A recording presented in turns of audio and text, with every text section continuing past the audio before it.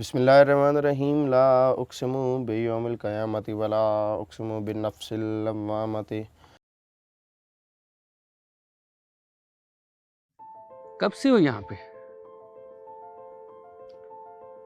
9वां साल है मरे हुए लोगों के साथ रहते हुए।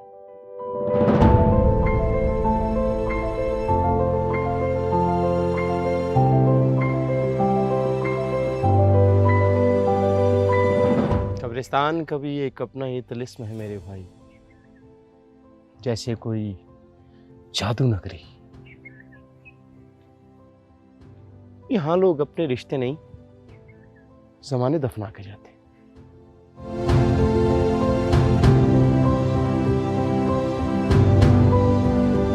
कहना क्या चाहते हो तुम मुझे डरा रहे हो?